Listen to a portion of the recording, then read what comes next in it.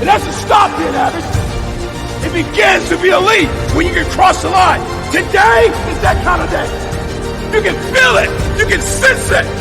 The guy said my body is sore. My mind is hurting. So I'm going to shut down today. We got a chance to do one thing that every team in the country can't do. We got a chance to step up, man. We got a chance to step on the ledge, you know what I mean? And to me, I think it's a free fall. To be elite, you got to take a free fall. That means you can't be afraid to go to the edge. And coach said jump. You said how far, coach? Where you want me to go? Every guy got a chance to do that today.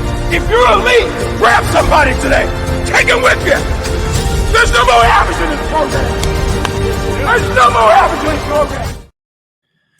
The Alabama Crimson Tide have an era post-Nick Saban finally. For all of us college football fans of other teams, we've been ready for this. But in all seriousness, we got to appreciate and take a moment to appreciate the GOAT, Nick Saban, absolute greatest coach of all time. I don't care if you want to talk about Bud Wilkerson or Paul Bear Bryant. They don't top what Nick Saban was able to do at Alabama. They don't. And certainly if you want to go back to LSU too, winning a national championship there. But Kalen DeBoer has big shoes to fill, but thankfully for Kalen DeBoer, he has a long history of winning. Sioux Falls, going to Fresno State and being the head coach and winning there and winning pretty much immediately at Washington, turning them into a national championship runner-up in year 2. That is what Kalen DeBoer did. And he brings in Nick Sheridan and Kane Womack, the two coordinators. Kane Womack, former head coach, Nick Sheridan, been around the block a little bit. These guys are going to be ready from a coaching staff to try to go and compete in the SEC. Hi, everybody. I am Colin Bashnigel, your host for this show, Bash's college football show. Of course, Bash, short for my last name. You can find me on TikTok right there, Bash's CFB show, where I'm talking to you guys all day long. Leave comments on those TikToks, and I'll be able to make a video responding to your comment. Of course, if it's worthy. I'm just kidding. Because opinion plus discussion equals community. You have an opinion. I have an opinion. Let's discuss that opinion so that way we can build a college football community. That's what we're trying to do around here. That's what the whole premise of this show is. I love college football. I know you guys do too. We're going to see things differently. You're going to know things I don't know. I'm going to know things you don't know. That's going to be the great thing about the discourse. So whether we disagree or not, whether we get heated or not, I want you guys to have a discussion. I do appreciate all of the support and all the friendly comments that were placed in the Arizona video. It was not my best work, not my best preparation, but you guys still stuck it out and watched the video anyway. And that I very much appreciate. You guys can also find me on X at Bash_CFB. Look up Bash CFB on Facebook if you want to see my Facebook page, and then Bash_Twitch or Bash_CFB on Twitch to see my Twitch and watch these live streams live, and I'll respond to comments when we are not officially recording the video. All right, in the Alabama breakdown, we are going to talk about this roster, and we're going to start with talking about the guys that are leaving. Now, Jace McClellan and Jermaine Burton are the two notable skill players that they are going to be losing, as well as tackle J.C. Latham, who was picked early in the NFL draft. Also, you had Darian Dalcourt. I'm not thinking that was a big loss or anything like that, but losing a starting interior offensive lineman is a pretty big deal. 2 edge rushers. How are you going to replace this production? Dallas Turner, Chris Braswell, off to the next level. I think they're going to be fine on the interior, so losing Justin Adoigbe is not that big of a deal to me, but losing the 2 big-time corners, Terrion Arnold and Kool-Aid McKinstry, to the draft, how are you going to be able to replace that production? We'll talk about that here in a little bit. Also, key players that you lost in a transfer portal. Roydell Williams played quite a bit for you at running back. He is gone. Also, the 5-star recruit I would need to mention, even though he hasn't done anything for Alabama, Julian Sain leaving. Isaiah Bond, Malik Benson, and Ja'Cory Brooks, a handful of receivers that had made plays for Alabama, not working out. Bond's going to Texas, Benson going to Florida State, and Ja'Cory Brooks is going to Louisville. Also going to Texas is the tight end, Amari Niblock. I think they're fine at tight end without him. 2 interior guys. James Brockermeyer is following his brother, I believe, to TCU. And then Seth McLaughlin, the much maligned center from last year who had the snap troubles, he's going off to Ohio State. On defense, Sean Murphy off to Florida State, and Kendrick Blackshear going to Texas. And then in the defensive backfield, I think these last 2 are going to be big. So Des Ricks, high recruit. You don't want to miss out on him, but these last two actually played and probably would be starters on this team. I think this was big time. Trey Amos going to Ole Miss, and everybody knows Caleb Downs going to Ohio State. Those are the two that you kind of look at and you're like, well, if Nick Saban was still around, they'd probably still be around. And I don't think there's really much Kalen DeBoer could have done to keep either of those guys. I don't know what exactly Trey Amos's relationships were with Ole Miss, but I do know that Caleb Downs had a previous relationship with Ohio State and Georgia that impacted his decision to transfer out. But on the bright side, we have a good handful of guys coming back for Alabama. Jalen Milroe is back at quarterback. Kobe Prentice, Kendrick Law looking to take that next step at wide receiver. CJ Dupree, also skill position tight end. That's why I'm not as worried about the tight end position for this team.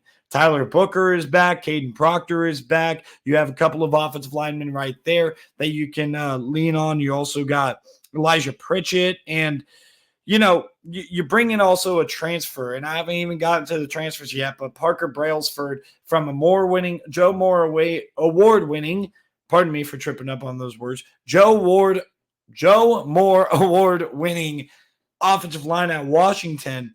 I think that he was a really good, big-time part of that, and bringing him in is definitely a big deal for that offensive line. They're going to be good on the O-line. Tim Smith is really the only notable guy on the defensive line that they brought back. The question is who's going to step up on that D-line. It does help that you got two beasts of linebackers. Jahad Campbell is a freak talent, and Deontay Lawson has produced at this level. He was great for Alabama last year. Malachi Moore is the familiar face in the back end that everybody's going to talk about, but that's where we start with the transfers.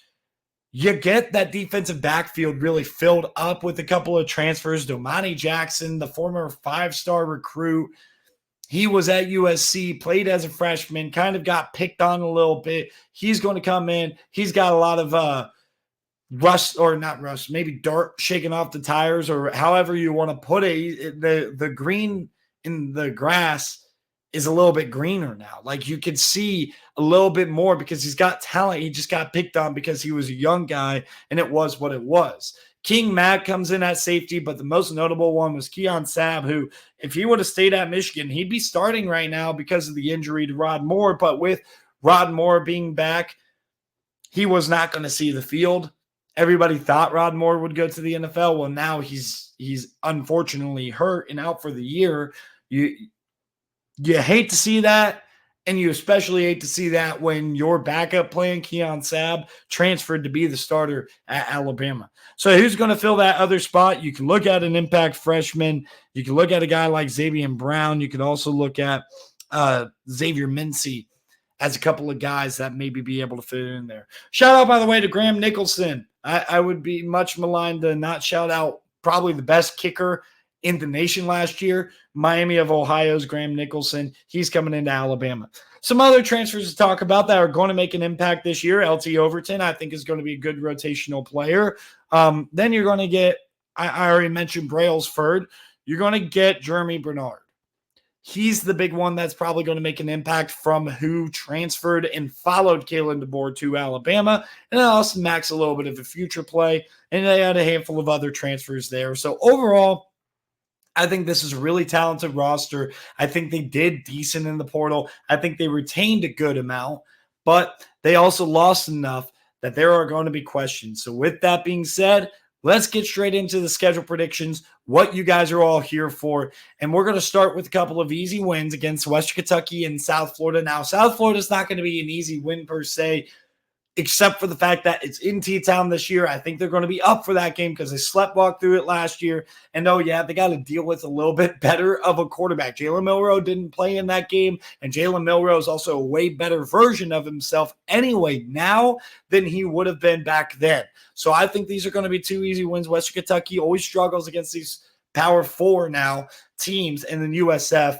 I think, is just going to have too much to handle, but I think USF's going to be a pretty good team in the American. At Wisconsin, I think they sneak by a victory here. I just think that if Wisconsin's going to be a good team this year, they're going to get better as the season goes along. This is going to be a great test, one that I think Luke Fickell can get his guys up and kind of like learn a lot from in the film study and all that stuff. I think Wisconsin is going to give them a fight, and their best chance is making this a rock fight up in Madison. But I think this is a learning lesson for Wisconsin and a boost of confidence for Alabama that they can win on the road. Now, off of the bye, I have a loss against Georgia. I think they're the better team. I've thought that going back to last year, and Georgia didn't pull it off. I think Georgia's going to play with an absolute chip on their shoulder. I know it's going to be a popular pick to pick Alabama to win in T-Town. Georgia's schedule is really tough beyond this, but I think Georgia is highlighting this game more than any other game. They would love for nothing more but to go into T-Town and get a big victory. Oh, but Alabama's off a bye. So is Georgia. And Georgia's start to the season, if they can get past Clemson the way that we believe they will, they're going to be smooth sailing to that Alabama game, a little bit more than Alabama, who has that road test to Madison. They get back in the win column, beating Vanderbilt, who, again, bottom of the SEC. I'd be shocked if they're not. It is what it is. And then South Carolina, though I think they have some talent, they are a project still of a team. I don't have high hopes for this team as much as I like Shane Beamer. It's just a tough doggy meets dog world kind of thing with South Carolina in the SEC right now. So through half of the season, Alabama's sitting at 5-1 before they go on the road and lose that third Saturday in October to Tennessee. A lot of people are going to hate this pick, but this matchup is going to be crazy. I think Tennessee's secondary is going to be playing a whole lot better, and I need Alabama to prove that they have some guys that can play wide receiver. I still haven't seen the young kid Ryan Williams play. I don't know if he can do it, and Caleb Odom, I also don't know if he can step in and play immediately. Tennessee, I think that secondary is their weakness, but yet they're going to be stronger at this point, and they're also going to be playing a pretty, at least as of now, the way it looks, pretty average wide receiver room. And those edge rushers, I think, are going to be able to eat it up. They're athletic enough to contain Jalen Milroe. And I think Nico Iamaleava is going to be able to make a name for himself in this game. I got Tennessee pulling off the home upset for a second consecutive time because we remember the last time Alabama traveled to Knoxville. This is a really tough 3-game stretch, by the way. I know LSU was off a bye, but playing Missouri before playing LSU off of that bye, oh, man, that's a tough one. As much as I loved Missouri last year, as much as I do still like him this year, I think that Alabama gets it done there. I think they're going to have a hard time stopping the mobility of Jalen Milroe and the deep threat possibility. And I also think that Alabama's defense is going to be a little bit more built to stop Missouri's offense than Tennessee's, because we all know Josh Heupel will spread you out, get you into one-on-one matchups. I don't think Missouri's as prone to do that, which means to me that Missouri doesn't match up as well. Then at LSU, a lot of people are going to talk about this game in preseason and hype it up, but to me, I just need to see a lot from LSU. Their secondary is terrible. I do believe their offense is going to be just fine. I mean, they're not exactly going to be able to run the ball. I think somebody will come up and be a good wide receiver for them. We're going to have to figure out what happens with LSU. There's a lot of mystery with them, but the one thing I do know is they're very questionable in the back end. So I think that Alabama wins that game in Baton Rouge, probably at night, and that means that Alabama is going to go on a little bit of a 2-game win streak after dropping their second one. So they're going to be 7-2 to this point before getting an easy win against Mercer, going to Oklahoma, and I think Oklahoma is ill-prepared for SEC play as a roster. I don't want to be overly critical of Brent Venables because I do believe what he is building is good for an SEC program. And it's almost like Auburn-esque what Oklahoma's kind of looking like they're going to become. But I don't think the way that they won games last year, they're going to be able to win games like that in the SEC, and certainly not against Alabama. And then finally, Auburn. I think this is going to be another great game, but it's in T-Town. They've had their number in T-Town. I'd be a little bit surprised if Auburn wins this game, but I wouldn't be surprised if Auburn's a pretty good team this year. They got a good wide receiver core. It sounds great with Corey Coleman. It sounds great with Keandre Lambert-Smith. Question, obviously, at quarterback with Peyton Thorne, the longest tenured quarterback in college football currently. I don't even know that to be true. He's been in college football a hot minute, though. So, overall, If you can do that math, Alabama goes 10-2, 6-2 in conference. And it might not be enough to make the SEC championship, but it probably could be enough to make the 12-team playoff. So we will talk about it later when all the predictions are in on whether or not Alabama makes the SEC championship.